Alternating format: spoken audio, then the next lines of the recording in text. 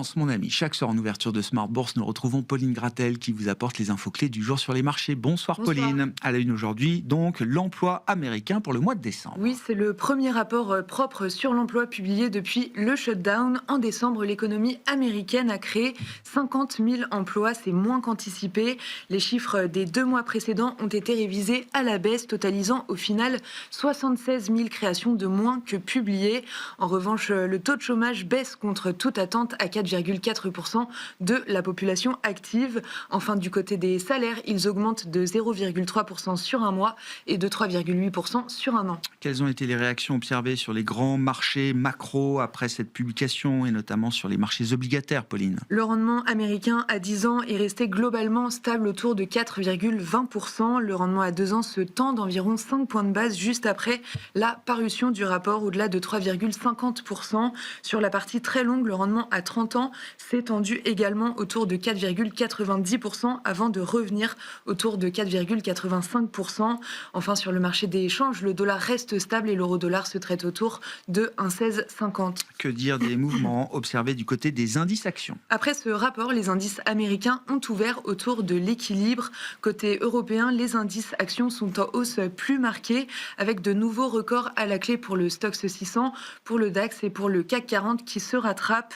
L'indice français évolue actuellement en hausse de 1,5%, autour de 8 350 points, porté surtout par le rebond du secteur du luxe. Oui, un secteur du luxe qui rebondit après avoir chuté, alors que Pékin a annoncé un durcissement des contrôles sur les exportations de biens chinois. Oui, mais aujourd'hui, les investisseurs sont rassurés après des clarifications du ministère chinois du Commerce qui indique que ces restrictions ne concernent que des équipements de défense. Ainsi, L'Oréal bondit de 6% en tête du CAC. Hermès et LVMH gagnent 2,5%. Et puis un autre secteur en hausse aujourd'hui, celui des semi-conducteurs. Oui, le secteur est porté par des déclarations flatteuses de la part de Donald Trump à propos de Intel, dont le gouvernement américain détient 10% depuis le mois d'août et en est l'actionnaire principal.